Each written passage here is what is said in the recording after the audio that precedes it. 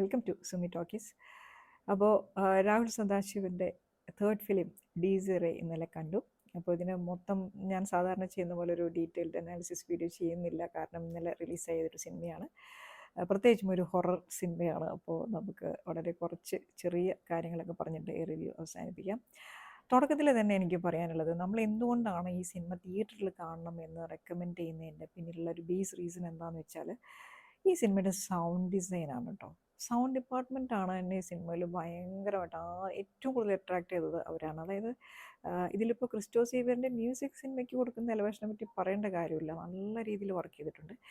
പക്ഷേ sound department എന്ന് പറയുമ്പോൾ അതിൽ വേറെയും കുറേ ആളുകൾ വർക്ക് ചെയ്തിട്ടുണ്ടാകും. എല്ലാം നല്ല രീതിയിലാണ് കേട്ടോ ഇതിൽ സൗണ്ട്, നമ്മൾ ഇതിൻ്റെ ഹൊറർ സംഭവങ്ങളുമായിട്ട് മിക്സ് ചെയ്തിട്ട് സൗണ്ട് തിയേറ്ററിൽ കേൾക്കുന്നത്. അതെനിക്ക് ഭയങ്കരമായിട്ട് ഇമ്പ്രസീവായിട്ട് തോന്നിയൊരു സംഭവമാണ് ഈ സിനിമയിൽ.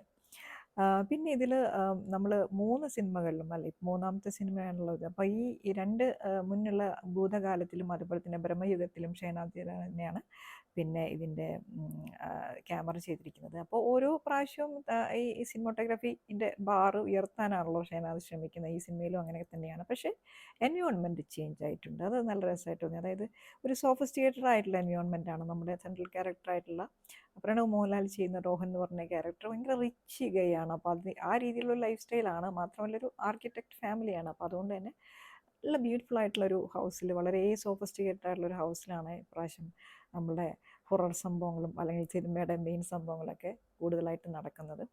അപ്പോൾ ആ ഒരു ആംബിയൻസിനനുസരിച്ച് ഉള്ള ഹൊറർ എലമെൻറ്റ്സ് ഒക്കെ കൊണ്ടുവരാനായിട്ട് ശ്രമിച്ചിട്ടുണ്ട്. അപ്പോൾ ഈ റോഹനെ കണക്ട് ചെയ്ത് നടക്കുന്ന കുറച്ച് സംഭവങ്ങളാണ് സിനിമയുടെ പ്ലോട്ടിലുള്ളത്. അതിൽ രോഹൻ തന്നെയാണോ മെയിൻ സംഭവം എന്നുള്ളതൊക്കെ സിനിമയുടെ പ്ലോട്ടിലെ സീക്രട്ടുകളാണ്. അപ്പോൾ ഇതിലിപ്പോൾ ഏറ്റവും മറ്റൊരു ഇമ്പോർട്ടൻ്റ് ആയിട്ടുള്ള കാര്യം തുടക്കത്തിൽ പറയാനുള്ളത്, നമ്മുടെ പ്രണവ് മോഹൻലാലിൻ്റെ പിന്നെ മകനായിട്ട് വന്നതുകൊണ്ട്, അതായത് നെപ്പോ കിഡ് ടാഗ് ഉള്ളത് കൊണ്ടും, മാത്രമല്ല തുടക്കത്തിലൊക്കെ അത്ര ഇമ്പ്രസീവായിട്ടുള്ളൊരു ആക്ടിങ് കാണിക്കാത്തത് കൊണ്ടും ഒരുപാട് ക്രിറ്റിസിസം ഫേസ് ചെയ്യുന്ന നെപ്പോ കിഡ്സ് ആണല്ലോ ഇപ്പോൾ കല്യാണി ആയാലും പ്രണവായാലൊക്കെ. കല്യാണി ഓൾറെഡി പ്രൂവ് ചെയ്തു. ഈ രണ്ട് കുട്ടികളും ഈ പ്രാവശ്യം ഈ ഒരു വർഷം അവരുടെ ഒരു സ്കിൽ സെറ്റ് പ്രൂവ് ചെയ്തിട്ട് ക്രിട്ടിക്സിൻ്റെയൊക്കെ ഒന്ന് സൈലൻസ് ചെയ്യുന്ന രീതിയിലുള്ള പെർഫോമൻസുകളും അതുപോലത്തെ സക്സസ് ആയിട്ടുള്ള ഫിലിംസും കൊണ്ടുവരുന്നു എന്നുള്ളൊരു ട്രെൻഡ് എനിക്ക് ഭയങ്കര ഇമ്പ്രസീവായി തോന്നി. കാരണം പ്രണവിൻ്റെ ഡയലോഗിൽ നന്നായിട്ട് വർക്കൗട്ട് ചെയ്തിട്ടുണ്ട്. അതുപോലെ തന്നെ പെർഫോമൻസ്, ഈ രോഹൻ എന്ന് പറഞ്ഞ ഈ ഗൈൻ്റെ എല്ലാ ഈഗോയും അതുപോലെ തന്നെ ആ റിച്ച് ലൈഫ് സ്റ്റൈലും അതുപോലെ ക്യാരക്ടർ മെയിൻ്റനൻസ് ശരിക്കും നമുക്ക് ഇങ്ങനെ ഈ രോഹൻ ഇങ്ങനെ ഓരോ സീക്വൻസിലും ഒരു പടിയിറങ്ങി വരുന്നതാണെങ്കിലും ആൾക്കാരോട് സംസാരിക്കുന്നത് എല്ലാത്തിലും ആ ഒരു ഹൈ എൻഡ് ഒരു ഏർബൻ സ്പേസിൽ ജീവിക്കുന്ന ഒരാളുടെ ഒരു യങ് ഗൈൻ്റെ കംപ്ലീറ്റ് മാനറിസം നല്ല രീതിയിൽ നല്ല രസകരമായിട്ട് ചെയ്തിട്ടുണ്ട്.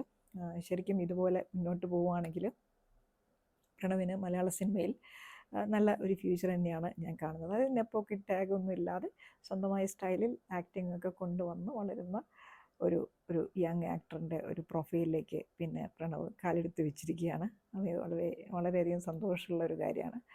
പിന്നെ ഇതിൽ പിന്നെ എനിക്ക് മുന്നോട്ട് പോകുമ്പോൾ എനിക്ക് ഒരു ബുദ്ധിമുട്ട്, അതായത് എന്നെ ഒട്ടും ഇമ്പ്രസ് ചെയ്യാതിരുന്നൊരു കാര്യം പറയാം. അതായത് ഈ രണ്ട് സിനിമകളും ഭൂതകാലത്തിലൊക്കെ അറിയാലോ, ആ ഒരു ഹോണ്ടിങ് ഹൗസാണ് അതിലൊക്കെ ബ്രഹ്മയുഗത്തിൻ്റെ കാര്യം പറയേണ്ട കാര്യമില്ല. മലയാള സിനിമയിലെ ഒരു വൺ ഓഫ് ദ ക്ലാസിക്സ് ആണ് അത് അങ്ങനെ തന്നെ ഒരു കാലത്തും ആ സിനിമയ്ക്ക് ഒരു പ്രശ്നം വരില്ല. അത് അങ്ങനെ തന്നെ റിമെയിൻ ചെയ്യുന്ന, അതായത് ഒരു ക്ലാസിക് പോലെ തന്നെ മലയാള സിനിമയിൽ ടൈംലെസ് ആയിട്ട് നിൽക്കാൻ പോകുന്ന ഒരു മോണോക്രോം എക്സ്പീരിയൻസ് ആണ്. അപ്പോൾ ഈ രണ്ട് സിനിമകളിലും രാഹുൽ സദാശിവൻ എന്ന് പറഞ്ഞ ഡയറക്ടർ റൈറ്റർ കൊണ്ടുവന്നിട്ടുള്ളൊരു സംഭവം എന്ന് പറഞ്ഞാൽ സ്ക്രിപ്റ്റ് ചെയ്യാനുള്ള കഴിവാണ്. അതായത് നല്ല ഇൻറ്റഗ്രിറ്റിയും നല്ല ലേയേഴ്സോട് കൂടി ക്യാരക്ടേഴ്സിനെ നമ്മളെ കണക്ട് ചെയ്യിപ്പിച്ചുകൊണ്ട് സ്ക്രിപ്റ്റിംഗ് നന്നായിട്ട് ചെയ്യുന്ന ഒരാളാണ് രാഹുൽ. പക്ഷേ ഈ സിനിമയിൽ ഡീസറ എന്ന് പറഞ്ഞ സിനിമയിൽ ഏറ്റവും വീക്കസ്റ്റ് ആയിട്ടുള്ള രാഹുലിൻ്റെ സ്ക്രിപ്റ്റാണ് ഞാൻ കണ്ടത്.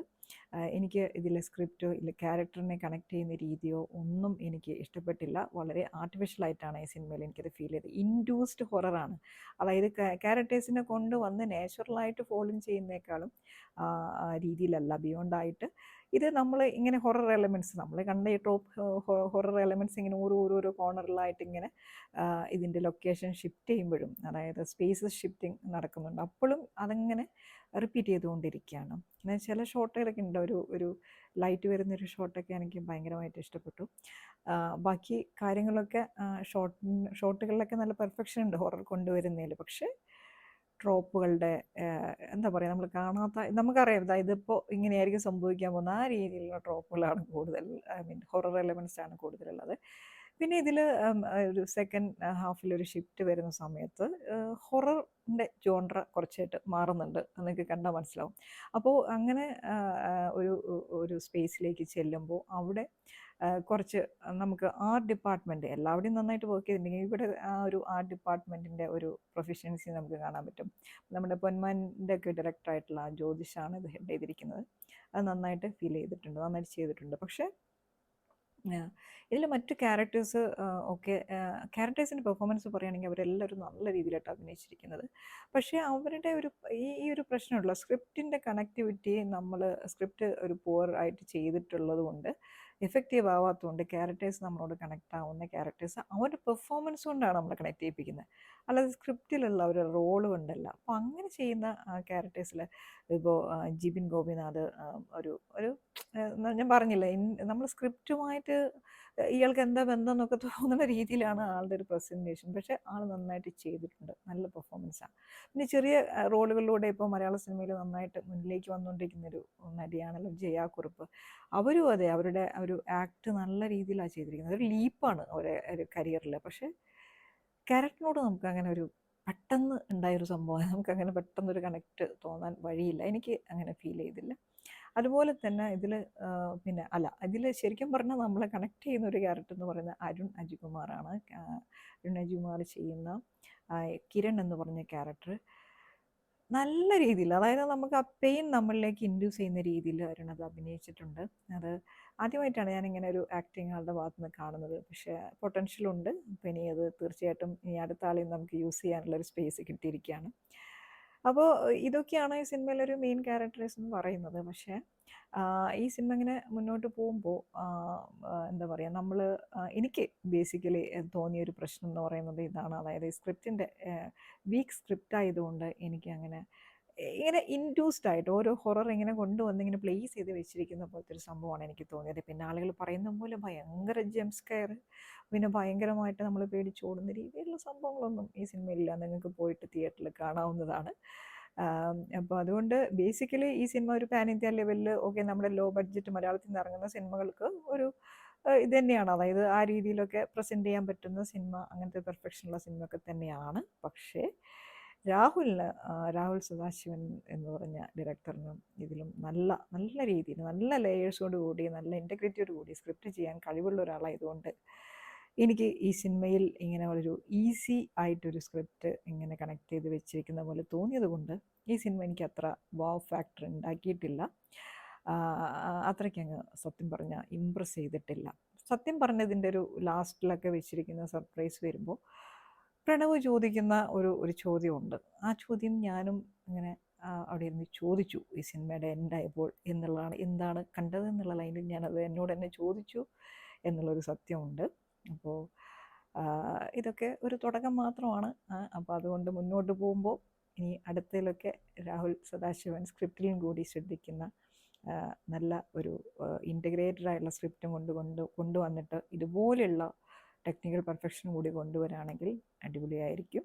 അപ്പോൾ നമുക്ക് അങ്ങനെയായിരിക്കും അടുത്തത് വരാൻ പോവുക എന്ന് പ്രതീക്ഷിച്ചുകൊണ്ട് ഞാൻ എന്താ പറയുക, ഈ റിവ്യൂ നിർത്താണ്. നമുക്ക് വേറൊരു സിനിമയ്ക്കായിട്ട് അടുത്ത് തന്നെ കാണാം. Thank you so much for watching.